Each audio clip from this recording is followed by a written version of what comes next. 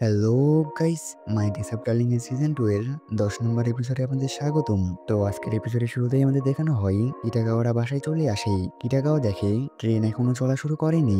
এইটা দেখে সে পিছে ঘুরে গোজুর ব্যাগের দিকে দেখে এবং সেটার কথা মনে করে। তখনই গোজু তাকে ডাকে আর বলে, তুমি কি গোসল করবে?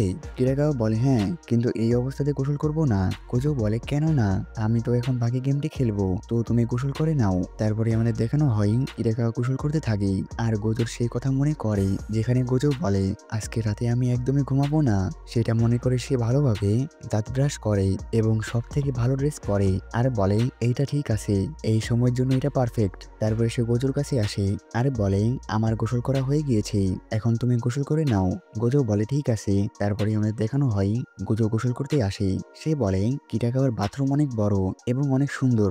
আর কিটাগাওয়া সেখানে বসে থেকে বলে আমি কখনো ভাবিনি এমন কিছু হবে, হয়তোবা গোজোকুন ভেবে রেখেছিল, কিন্তু সে হঠাৎ করে এটা নিয়ে এত সিরিয়াস হয়ে গেল কেন? আর এসব কিছুর জন্য তো অনেক প্রস্তুতি নেওয়া লাগে। তখনই তার সিজন 1 এর কথা মনে পড়ে যেখানে তারা একটি লাভ হোটেলে গিয়েছিল আর সেখানে সেইগুলো রাখা ছিল। যারা সিজন 1 এখনো দেখেন নাই তারা আগে সেটা দেখে আসুন। কিটাগাওয়া সেটা মনে করে বলে এর মানে আমরা অনেক আগে থেকে রেডি আছি। তখনই সেখানে গোজু আসে আর বলে কিটাগাওয়া সান, আমি তোমার ড্রেস পরেছি, তো কোনো সমস্যা নেই তো? কিটাগাওয়া বলে না।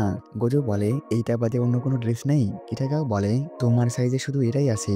গোজো বলে ঠিক আছে, অ্যাডজাস্ট করে নেব। সে মনে মনে বলে আমি আবারও নিজের কন্ট্রোল হারাচ্ছি। তারপরে সে আবারও গেমটি খেলতে লাগে। সে পাশে তাকিয়ে দেখে কিটাগাও এক কোনায় বসে আছে। সে কিটাগাওকে ডাকে। কিটাগাও বলে হ্যাঁ বলো। সে বলে তুমি এইভাবে কোনাতে বসে আছো কেন? আর কিটাগাও অনেক নার্ভাস থাকে। গোজো মনে মনে বলে এইটা তো তোমার বাসা, তোমার তো সোফার মাঝামাঝি বসা উচিত। কিটাগাও মনে মনে বলে গোজো আজকে আলাদা ব্যবহার করছে কেন, মানে জোর করছে কেন? সে বলে ঠিক আছে, আমি একটু সরে বসছি। এটা বলে সে গোজোর পাশে গিয়ে বসে, কিন্তু সে কোনো কথা বলে না। সে মনে মনে বলে তো এখনই কি শুরু হবে? মানে এইটা আমরা কিভাবে শুরু করব? আর এইটা তো গোজোকে শুরু করতে হবে। আমি জানি সে করবে, কিন্তু এসব কিছু একটু তাড়াতাড়ি হচ্ছে। মানে প্রথমে তো ঘুরতে যেতে হয়, তারপরে একে অপরের হাত ধরতে হয়, তারপরে কিস হয়। এসব কিছু তো আমরা করিনি, তো আমরা ডিরেক্ট ওটাই করব? এটা ভেবে সে নিচে পড়ে যায় আর তার মাথায় আঘাত লাগে। তখনই তার উপরে গোজু আসে এবং বলে কি হয়েছে? কিটাকাও দেখে গোজু তার উপরে আসে। এইটা দেখে সে কোনো কিছু বলতে পারে না। গোজু বলে তুমি কি ঠিক আছো? অনেক জোরে আওয়াজ হয়েছে। কিটাকাও মনে মনে বলে সে আমার অনেক কাছাকাছি চলে এসেছে। গোজু তাকে ডাকতে থাকে, কিন্তু সে কোনো উত্তর দেয় না। সেই জন্য গোজু তার মাথায় হাত দিতে লাগে। তখনই কিটাকাও তার মুখ ঢেকে নেয়। গোজু বলে কি হয়েছে? কিটাকাও বলে গোজু কুন থামো, এইটা সঠিক সময় না, আগে শান্ত হতে দাও। আমরা কি আগে খাবার খেয়ে নিতে পারি? গোজো কোনো কিছুই বুঝতে না পেরে হ্যাঁ বলে দেয়। কিটাকাও বলে আমাকে ক্ষমা করো। তারপরে আমাদের দেখানো হয় তারা খাবার খেতে থাকে। কিটাকাও বলে সত্যি কথা বলতে আমি অনেক নার্ভাস ছিলাম, কিন্তু খাবার খাওয়ার পরে আমি একদম রিল্যাক্স হয়ে গিয়েছি। তার কথা শুনে গোজো কোনো কিছু বুঝতে পারে না। কিটাকাও মনে মনে বলে আমার রিল্যাক্স থাকতে হবে, নর্মালি ব্যবহার করতে হবে। গোজো বলে আচ্ছা তুমি না ডায়েরি আসো, তো এটা খাওয়া কি ঠিক? কিটাকাও বলে হ্যাঁ, এটা তেমন ক্যালোরি না। সে বলে আর এমনিতেও লেট নাইট এটা খাওয়ার মজাই আলাদা। আমার বাবা ছুটির দিন মুভি দেখে, দেখতে দেখতে যখন খিদে লাগে তখন সে কাপ নুডলস বানাই, আর আওয়াজ শুনে আমি জেগে যাই এবং তার থেকে কেড়ে খেয়ে নিই। আর এখানে আমার মনে হয় এই প্রথম কিটাগাওয়ার বাবাকে দেখানো হয়। আর কিটাগাওয়ার চুল নর্মালি ব্ল্যাক। তারপরে আমাদের দেখানো হয় তাদের খাবার খাওয়া শেষ হয়ে যায় আর কিটাগাওয়া ঘুমিয়ে পড়ে। এটা দেখে কোজো কিটাগাওয়াকে তার রুমে শুইয়ে দেয় এবং গেমটি খেলতে থাকে। আর সেখানে হরর সিন শুরু হয়। সেখানে মানুষের ব্লাড, শরীরের অংশ খাওয়ানোর সিন দেখানো হয়। সেটা দেখে গোজুর অবস্থা খারাপ হয়ে যায়। তারপরে আমাদের দেখানো হয় কিরাকাওয়ার ঘুম ভেঙে যায়। সে ঘুম থেকে উঠে বলে সকাল হয়ে গিয়েছে।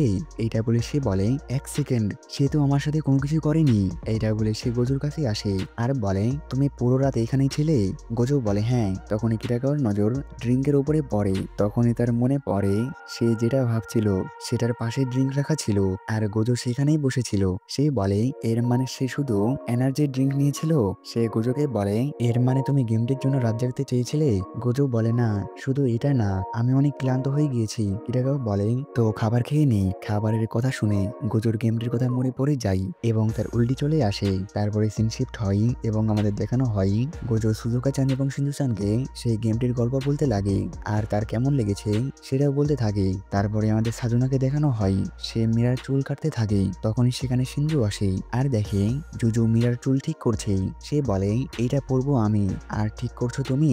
জুজু বলে হ্যাঁ, আমি দেখলাম তুমি সুজুকা আর বাকি সবার সাথে কথা বলছো, সেই জন্য আমি ভাবলাম এটা আমি তৈরি করি। শিনজো এটা শুনে খুশি হয় এবং তাকে ধন্যবাদ জানাই। তারপরে আমাদের কিটাকাওকে দেখানো হয় তার অবস্থা খারাপ হয়ে থাকে। সে বলে, আমি 1 নাম্বারের পাগল।